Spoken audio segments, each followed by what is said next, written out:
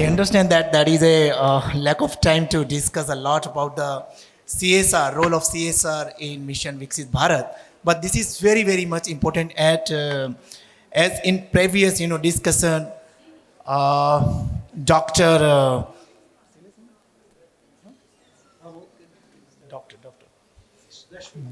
Dr. Rasmi Singh has already discussed about the collective action, the multi-stakeholders, collaboration for achieving this mission Viksit Bharat. So, not taking more time in the discussion, I'll directly come to our eminent speaker to share their insights on something, whatever work they have done so far. So, I'll start with very reputed personality in the development sector, Mr. Amod Kanth ji. He is a founder and mentor Prayas JAC society, because I know him, I think more than 2 decades back, and I have worked with him very closely. So, sir, Prayas has been a pioneer in working with marginalized children and women across the country. So we want to just know something about the role of grassroots NGOs and social leaders in guiding corporate CSR strategies for rural impact under the Mission Viksit Bharat by 2047. Over to you, sir. No, in places like this, when I come, something that comes to my mind readily, that how the social sector and the voluntary sector is very distinct compared to corporate and compared to government. See, the government has all the authority in the world. They have some money also. Corporate, we are 5th largest economy. We have turned 4th already. And we are a very powerful country that way. And coming to the voluntary sector, 3.2 million voluntary organizations registered across the country. So it's a very, very important sector, although, we talk about children, women, disabled, elderly, socio-economically deviant or retarded kind of people. We talk about health, education, a lot of things, we are environment or poverty elevation. These are the areas of social sector which are extremely important. And there, when you talk about the grassroots organization, is that correct, Somnath? Grassroots organization, I think the entire genesis, the origin and the entire activity of the voluntary sector is actually hinged upon grassroots only. Since you asked me to talk about briefly about Prayas, that the organization, we happened to start way back in 1988, 37 years back. It was like a convergence partnership model. Delhi Police, because I was then in police, Deputy Commissioner of Police. Delhi School of Social Work from Delhi University, because their social work thematic areas and underpinnings were in question, and we wanted to utilize that. Shramik Vidyapith, which has now become Jan Shikshan Sansthan, the largest flagship program of Ministry of Fiscal Development, Government of India. These 3 organizations joined hands. But over the years, in 37 years, my realization is that nearly 320 centers that today Prayas operates in 13 states of India with exactly 789 full-time workers and nearly 200 volunteers interns. It has developed and developing even now on account of something which is happening in remote areas. Rashmi happened to be a secretary in Jammu and Kashmir, and let me inform you that during this period, there was some issue concerning the Kashmiri Pandits who settled in Jammu after 1989. And somehow their problems and their lifestyle remained in a situation which was not so happy. And they required, in those 30,000 Kashmiri Pandits and their communities, they required support. And we went there, we supported them. We have started 3 centers there. Recently, the problem of beggars became very seriously pronounced in Srinagar. And it was a black spot on that most important tourist destination. And then we started something called Program for Beggars, and under Smile Project, Government of India, Ministry of Social Justice, which has now been replicated just about a month back in Vaishno Devi area of Riyasi district in Jammu. Likewise, let's say we talk about Andaman Nicobar Islands when there was tsunami. I was that time somewhere in the government, but I took leave and I went to Andamans. And then post tsunami, we started projects which were entirely requiring the voluntary organizations to support and look after the victims or hugely affected people during tsunami in Andaman Nicobar Islands. For example, earthquake in Gujarat. So we went to Gujarat and set up projects, and we are in Gujarat today in a big way. So everything started off with the strongly felt needs in the local communities in a very small manner. And that is how the voluntary organization should work. The value of voluntary organizations happens only when you are able to respond to the local needs and local requirements. That is how Prayas started. I told you Prayas started on account of a very big fire which took place in Jahangirpuri area in 1988, and we responded to it, and that's how it has grown. So when I talk about any state, for example, any place, these 320 centers and units Prayas runs today, each one is a story of a strongly felt need. Each one is a story of the local community, the local people, they demanding something and we joining hands with them. And let me inform you friends that in all these 320 centers, which are all in the community or affected areas, affected population, they are the people who run it. And everywhere, in fact, you have a point you mentioned, Somnath, about the loaders, the community leaders, isn't it? And these areas, wherever we go, I mean, whether it is a small village or a small town or anywhere, you will find community leaders across the country. And these community leaders will be generally from social sector. I mean, you have got leaders who are political leaders, you have got panchayat leaders, urban local body leaders, and you have got leaders coming from the voluntary sector. So these voluntary organizations, 3.2 million of them, they have their own way of responding to the local issues and problems. And today, friends, when India is being judged on account of our performance on these 17 goals of SDG and these 169 targets of SDG, where we are not doing too well, and there is a good news that our position has gone up from 121 to 99. Today, out of 199, out of 167 countries who are reported through Niti Aayog, we have found that our position is much better, 99 now. So, tackling those problems, problems of poverty, problems of hunger, problems of unemployment, problems concerning the 17 goals, there the voluntary organizations have to play a very, very important role. I think we are perhaps no less powerful than corporate or no less powerful and strong and needed than government. But this combination has to be there. In fact, I really compliment, I have seen so many achievers and very important people receiving awards here. Let me compliment CSR Times that you create this powerful platform. This platform goes in a big way to bring together not only people like us, but then from across the country, the leaders from the social sector, voluntary sector, and leaders from the corporate. I think that's the point I would like to start with. Thank you. Thank you, Somnath. Thank you very much, sir, for a fantastic, journey of Prayas. And I personally know, because he has already explained that where we India position at the global level in terms of implementing sustainable development goals, being the custodian of SDG from the UN side, we have just taken lots of initiative which was implemented by the government of India, and we are positively supporting them, and this is because of the active engagement of the corporate sector. So the role of the corporate sector cannot be ignored.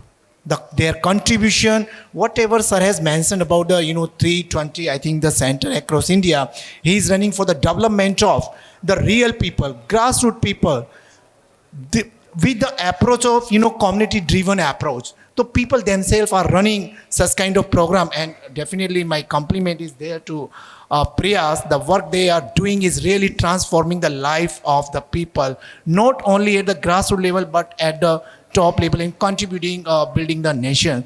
So here I just sir mention about the vision of Mission Viksit Bharat is collective action. We generally talk about, we dream about a nation who is a developed nation, equitable nation, and inclusive nation. And this is only possible with the active engagement of all the stakeholders. No, none role of is less, whether it is corporate, NGO, or government just designing policy, and we are responsible as a real public, we are responsible to help the government to implement that, and corporate is playing very, very important role in this regard. Thank you very much, sir.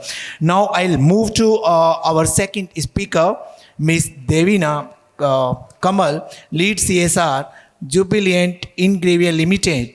So, madam, with your rich experience across government, grassroots, and corporate sectors, how important is multi-sector collaboration in achieving sustainable impact under CSR? Over to you, ma'am. Thank you, sir. So, since morning, we have seen the example of Swachh Bharat Abhiyan. So, the birth of Swachh Bharat Abhiyan and its success lies in multi-collateral partnerships across government, NGOs, and corporates. We have seen that government provide us policy directions, leadership, while the corporate, they provide CSR, through CSR, they provide funding, resources, innovation, and a lot other things. But reaching out to the grassroots is done by the civil bodies, that is NGOs. So I have also worked across the sectors, industry association, government bodies, and corporate foundation, and now I'm leading CSR for one of the companies of Jubilant. So here in our organization also, we ensure through CSR, we collaborate with state government first so that we have an entry in that particular remote areas, and also we are not the subject matter of each and everything. So we collaborate with different NGOs, for example, for our education project, we associated with one of the social entrepreneurs because they were the expert in running the mobile vans. So we were not there. We can provide infrastructure support, we can create value education. We don't want to run a parallel education system, but we already want to strengthen the existing education system. So if we have role clarity in terms of which role has to played by which sector and in which capacity, plus if there is a continuous dialogue among all the stakeholders, definitely this is the only way of sustainable and equitable, scalable social impact. Thank you. Thank you very much, ma'am. I think this is the backbone of any, CSR or social development project. Continue efforts and engagement all the sectors. So not NGO only, definitely NGO are doing lots of efforts in, putting the things into practice. But of course, other sectors like government and corporate are required to, support that initiatives. Thank you very much, ma'am, for your wonderful insights. Now I'll move to Mr. Ganesh. Mr. Ganesh, because you are from a very, very reputed, the company, Bisleri. So, Bisleri has led pioneering initiatives such as India's first zero liquid discharge plant.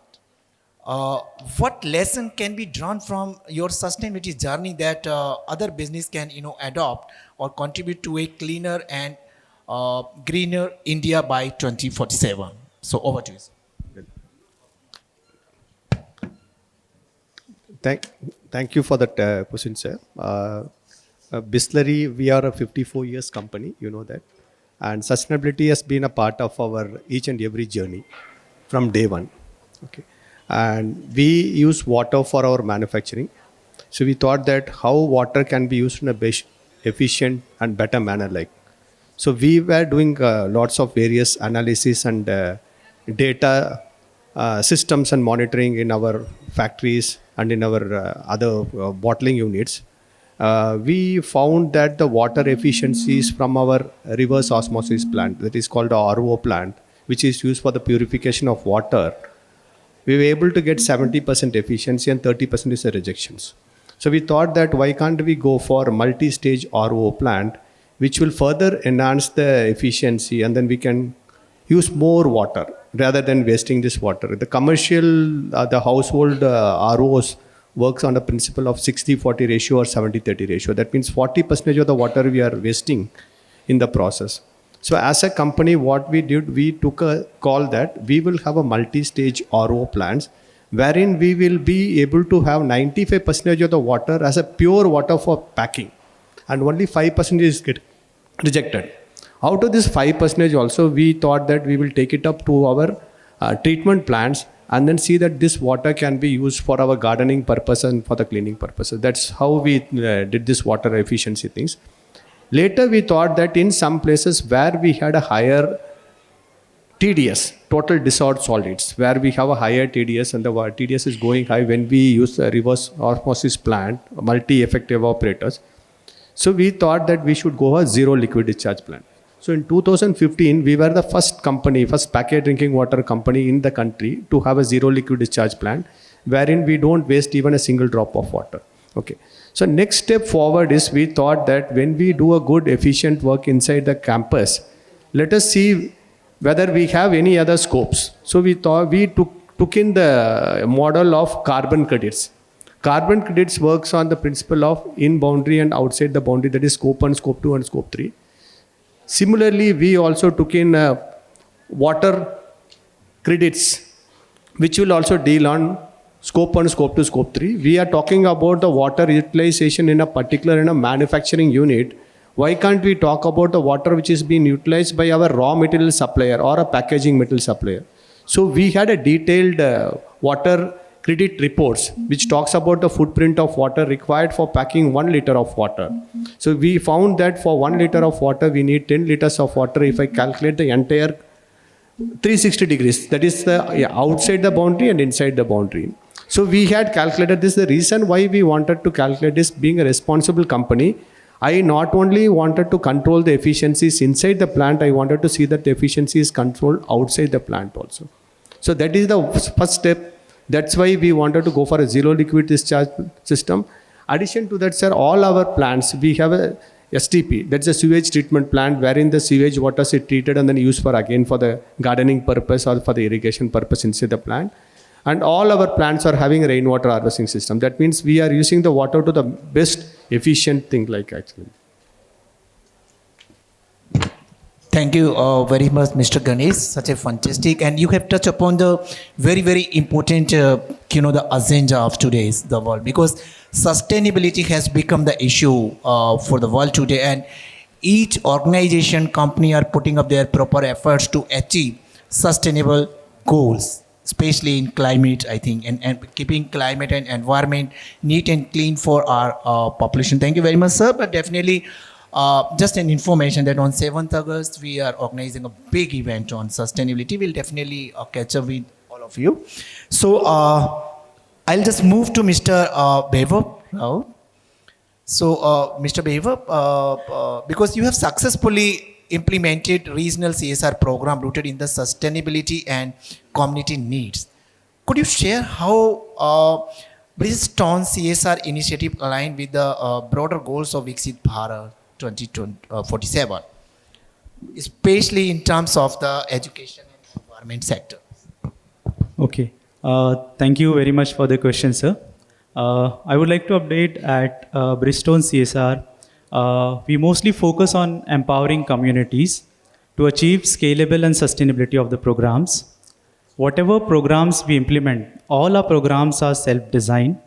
Whatever program we begin, we initiate with the community need assessment studies and also interacting with the communities and the stakeholders to identify the needs.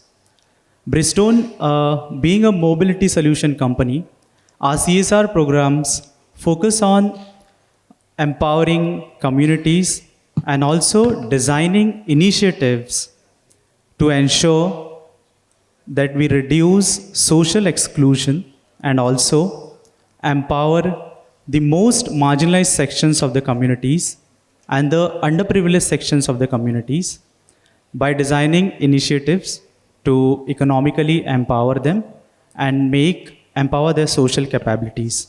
So our functioning are mostly our CSR initiatives are bifurcated into 3 parts. One is the flagship initiatives, second is the cluster development initiative, and third is others, and mostly with aligning with the global alignments. If I talk about one of the flagship initiative, which is training of drivers of heavy motor vehicles to the most marginalized sections in the tribal communities, where we work with the Institute of Driving, Traffic and Research, automobile, ASDC, and also with Ministry of Highways and Transport. So this is one of the initiative which is running at pan-India level. Second initiative, which is the cluster development initiative, where education is one of our cluster development initiative, where we empower truck drivers and the marginalized community childrens by empowering them through providing remedial education, life skill trainings, STEM learning to have an hands-on experience to build scientific temperament among the students, and also some of the projects that are educational transformation. So these are the initiatives that we are having it in education under the cluster development initiative.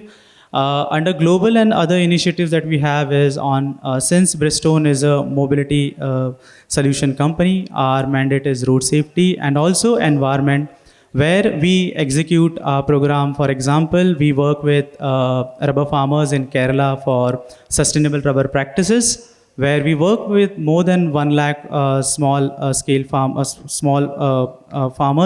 who are working on rubber production to enhance their rubber productivity. So this is one of the initiative. Other initiative that is in environment is promoting biodiversity, where we have developed a landscape of our industrial and our nearby villages by nurturing the environment by planting native species more than 7,000, which invites birds, butterflies, and other species in the environment. So I think most of these such initiatives are mostly aligning, sir, with the mission of our 2040 Viksit Bharat, where I can say empowering communities, providing education to students, especially the most vulnerable section of the society. I would like to say inclusive and quality of education. And lastly, I would say addressing sustainable development needs, especially focusing on environment. Thank you. Thank you, Mr. Vaibhav. What is fantastic work that you are doing on ground. Starting from the capacity building or training of the drivers, cluster, initiatives and global initiatives you are, taking, not only at the grassroots level but also the global level, which is really contributing to our India's environmental, goals. So thank you very much, Mr. Thank you, Vaibhav. sir. We'll just get back to you now. I'll move to Mr. Ajay. Mr. Ajay, you have combined operational leadership with a strong focus on CSR and employee wellness. My question is to you that how to internal company values and culture influences the success of CSR programs aligned with the national development priorities. I would like to mention here that Mr. Ajay is looking after the admin kind of work at the organization, so he is well aware of both the things that how the CSR can be implemented properly and successfully, considering the wellness of the employees. So over to you, Mr. Ajay. Thank you very much.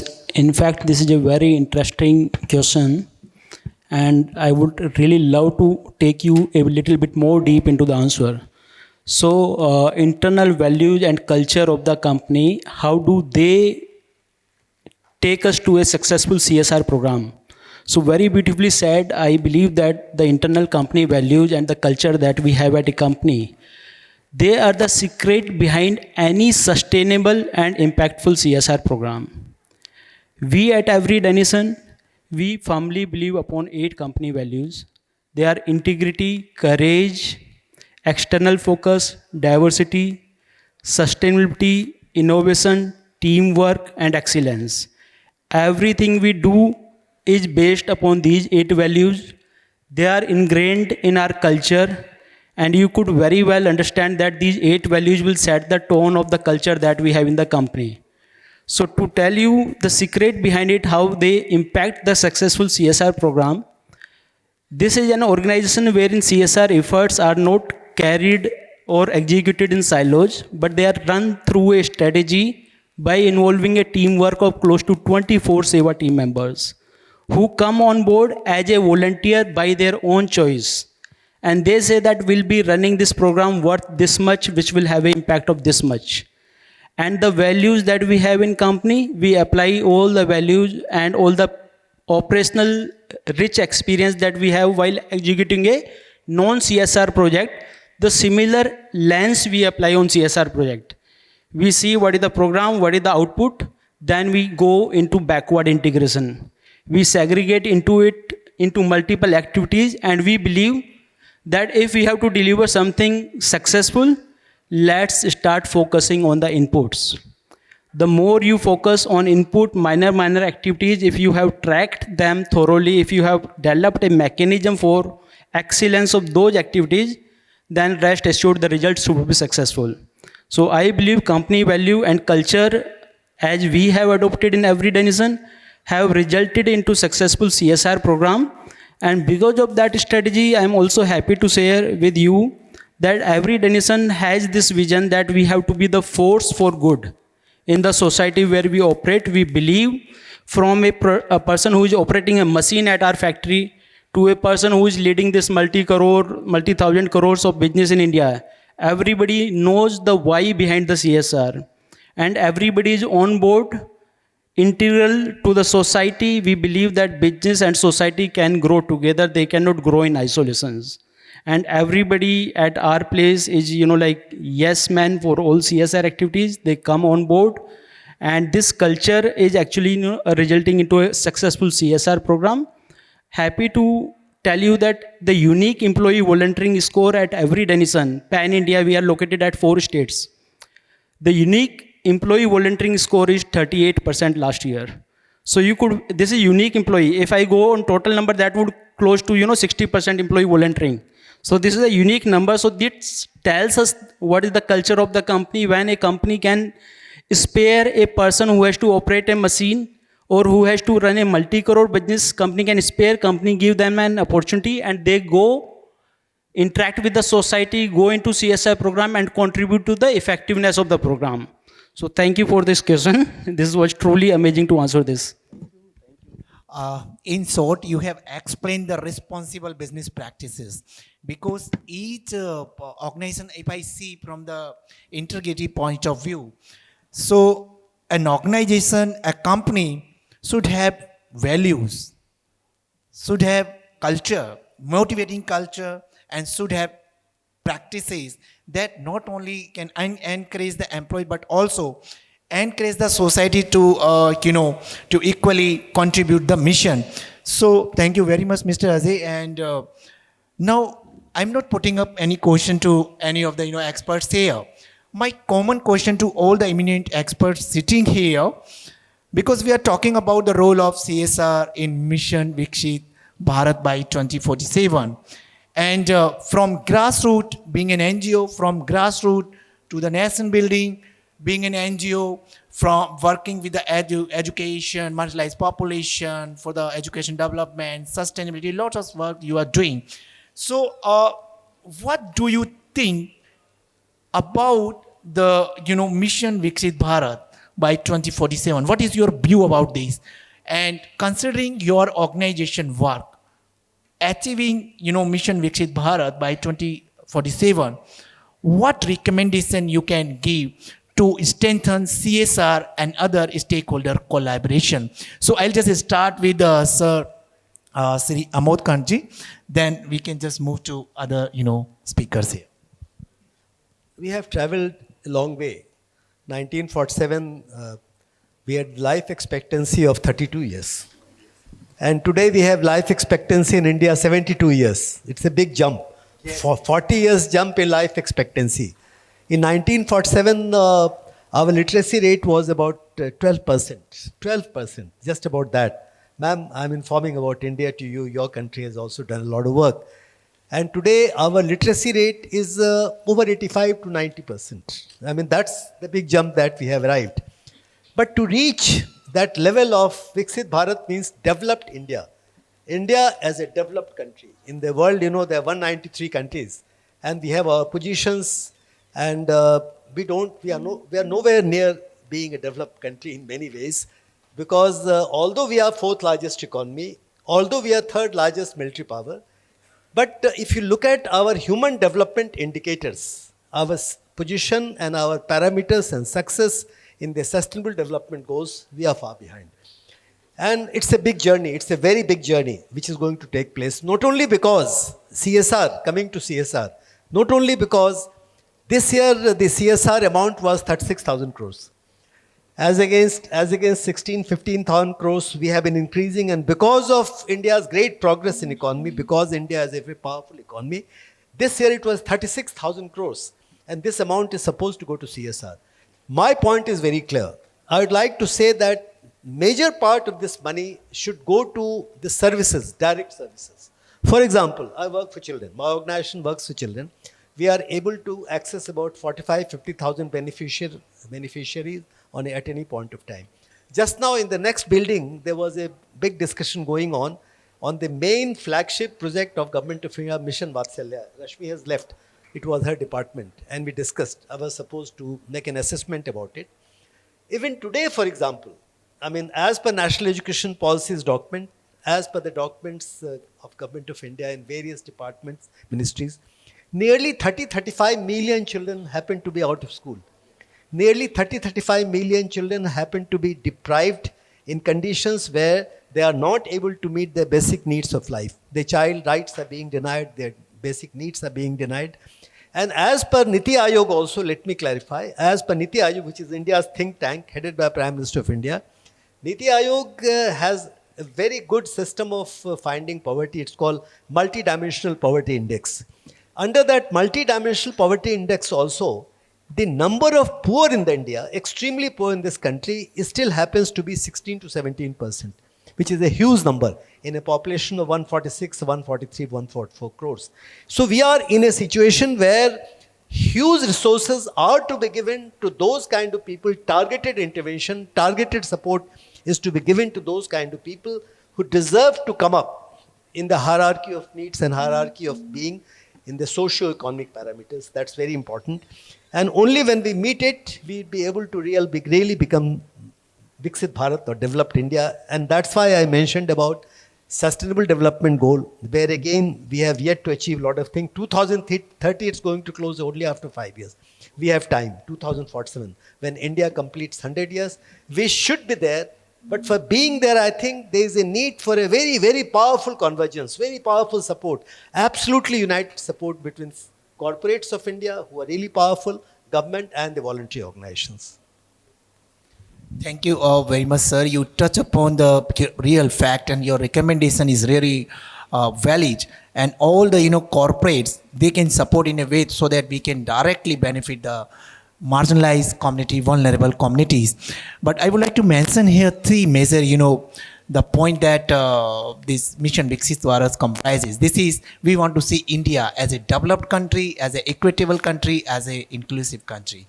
So if we just combine all these three major indicators together, we can reach to the target, we can reach to the mission that how as a corporate, as a voluntary organization, as a government can design our strategy to directly benefit the vulnerable or marginalized community. So thank you very much, sir, for your wonderful insight. Now I'll just move to Devina ji.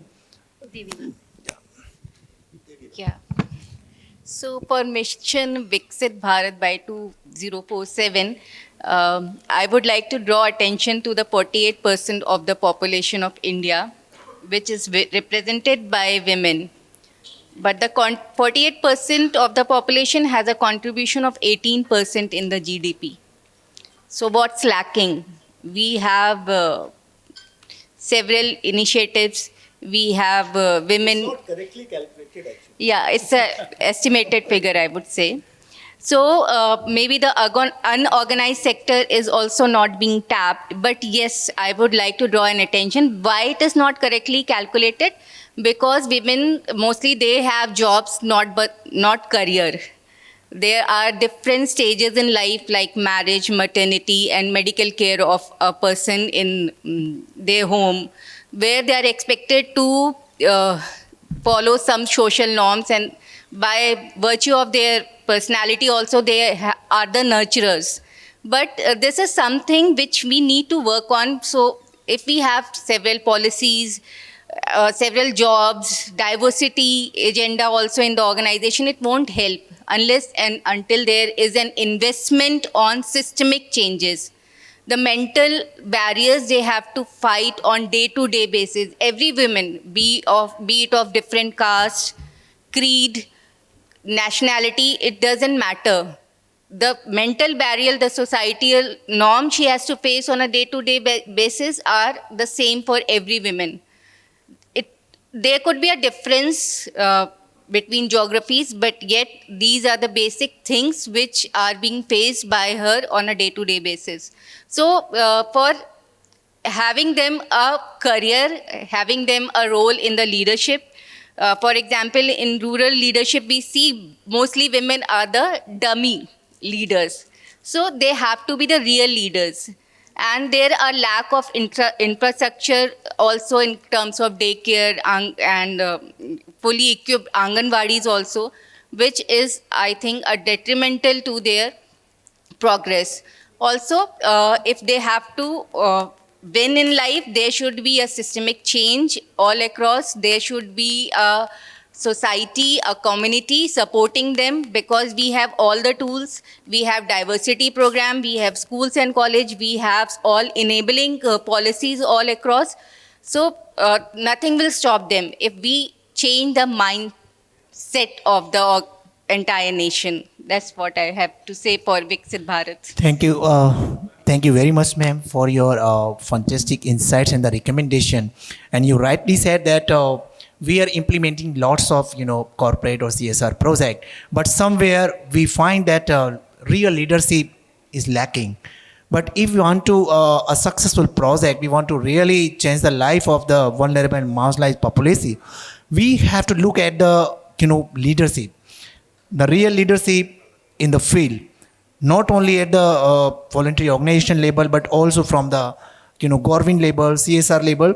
The second, the things that you have mentioned, that definitely we have to look at the infrastructure, the kind of services and the facilities that we are just providing to the community, providing to the real beneficiaries. It needs to be improved.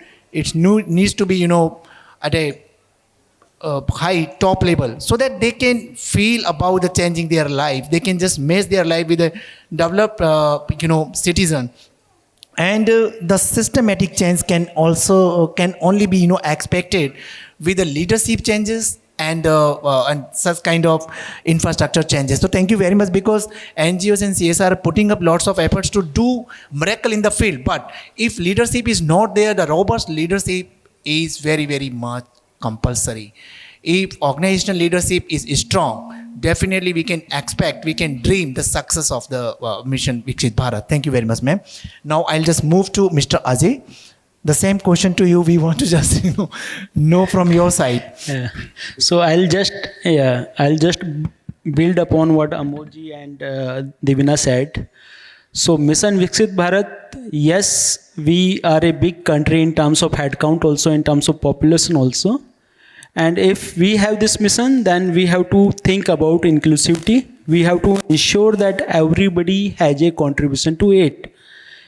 The numbers that we have, if we made them competent, we made them educated, skilled, that's the biggest investment, because it is a sustainable investment. If you give them something, they may lose it, but if you make them skilled, if you make them educated, they have gained something over which they can replicate it multiple or 1,000 times.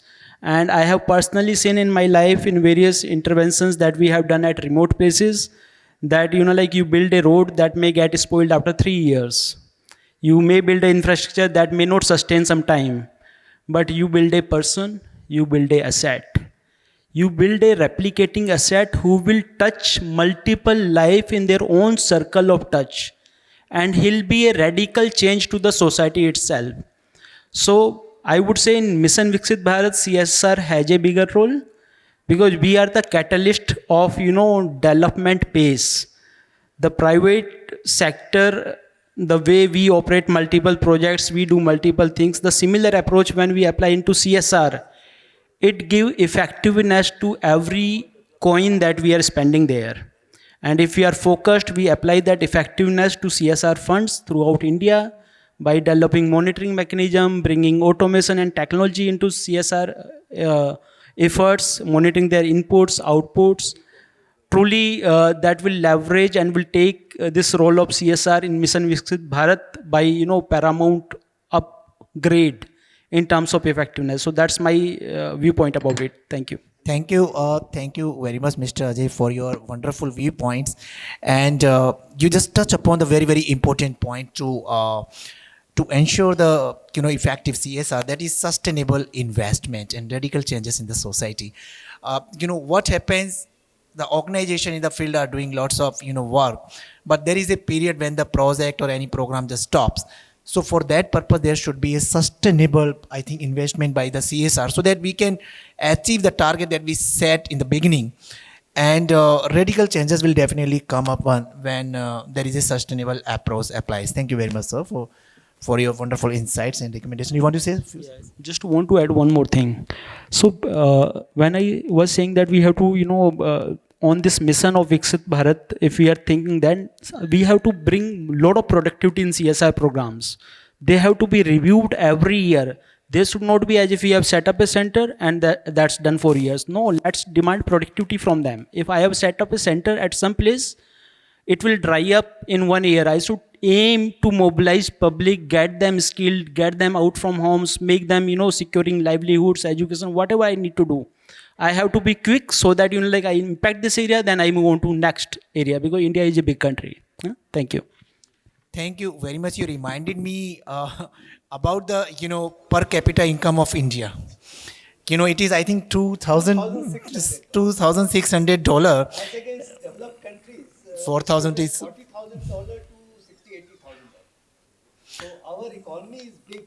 So that is why we are fourth largest economy. We are fourth largest economy because India is a big country. 143 crore population. Once you break into per capita income, it becomes very small, hardly $2,600, which is far below most of the developed countries. So this is because of the huge the population in India.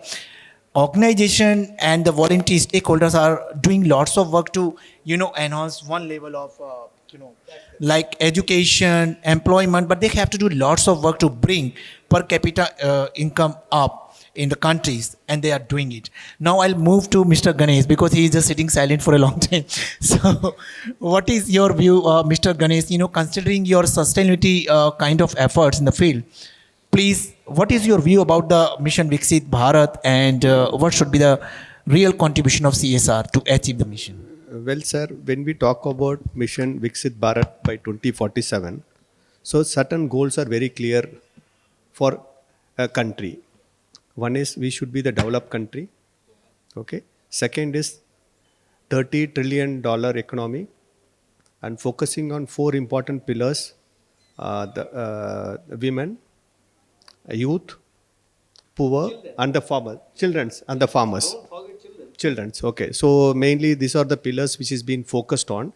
So why I just taking this thing the discussion is each and every individual or individual corporates or a industry or a volunteers, they need to also set their targets. Okay. Target is very important because 2047, another 22 years down the line, we are looking in for a big transition. So when we want a big transition, we need to have the goal. Without goals, nothing can be achieved. So the goal should be a short-term and a long-term goal. It should have a key milestones. Maybe you should have a key milestone. What will be the key milestone for 2030, 2040 and 2047? So even you see the government of India, when they work on various projects, they have a specific timeline for the completion of the projects, each and every projects. Because when we talk about the fourth largest economy in the world, the globe, because it was clearly planned. It was planned 5 years back that we should move on to fourth, next to third and next to second. Okay, we have a roadmap. Similarly, as a corporate, as a manufacturing industry, we should also have a roadmap. As an industry, legacy in the industry, we also have a roadmap.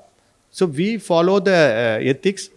So if I talk about the CSR and I talk about the BRSR reporting, business responsibility and sustainability reporting to say, presently it is only the 1,000 top listed companies are asked to do the BRSR disclosures to say . But as a company, responsible company, we were the first among the packet drinking water company to disclose our BRSR report. Okay. So the reason is we wanted to publicly tell and then we need to set a goal and then achieve something. That is and we also proud to say that we use plastic and water we do more collections of water and recharge more water than we withdraw from the Mother Earth. So because we have been a plastic neutral and water positive company also. So we wanted to take this legacy. When we talk about the goals for Bharat at 100, that means we should have a clear cut aapka goals, and sustainability goals should be there. Without sustainability goals, nothing can be achieved. Perfect. This is for what the UN Global Compact Network India is known for, because BRSR reporting and the experts are sitting there in front of me. They are just, helping the industry to just, comply with the BRSR reporting. So thank you very much for touching this point, because if we want to be the responsible business, so definitely we have to, follow these three major indicators, that is ethics, ethical practices, that is transparency, and the accountability at both the level. Thank you very much, sir, for sharing such a wonderful insight. Now I'll move to Mr. Raut, the final insights and the recommendation from your side. Thank you. Okay. So I think most of the panelists have very well said and quoted with numbers, reports, and also the indicators. So I will keep my answer very crisp and to the point. What I think is the role of CSR should be identifying the basic needs of the community, doing the baseline assessment, integrating data-driven approach, analyzing the data, and working on evidence-based outcomes. So that is one thing, because Amod sir also spoke about, sir have also spoke about, madam has also spoke about, some spoke about, Anganwadi centers, some spoke about dropouts of the students, some spoke about, accessing resources. What I think is we need to go at the grassroots level. We need to reach to the last mile where people are still untouched. Nobody have gone there, where we should see. It is very hard to say and very easy to say, what can I say? It's like, easily accessible places and work everybody would like to, but nobody would like to go to the challenging places and work on where people have not been reached. So I think reaching to the last mile, providing equal opportunities and resources to every people, no matter they come from. So I think being inclusive in our development approach is one of the important factor which all the corporates, NGOs, and government agencies which are working on should keep this thing in mind. Yeah, thank you. Thank you.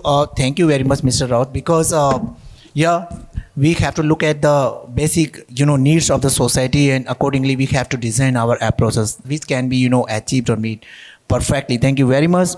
Now this is the time to conclude the session, because I have taken only 39 minutes, so 1 minute is also left for me. So in my concluding remarks, I'll just express my gratitude to all the eminent experts sitting here. Your insights and valuable recommendations has not only talked about how we can just promote the responsible business practices, not only the CSR but across all the sectors who are really working for the development of the society. Mission Viksit Bharat is made to just transform the economy of India, to enhance the social and environment development. And with this approach, definitely all of us should, as a stakeholder, as a responsible person, as a responsible industry, should work passionately with a commitment to bring changes in the life of the society. So thank you, ma'am. Thank you very much. And thank you very much, CSR Times, madam, for bearing with us here. Thank you very much.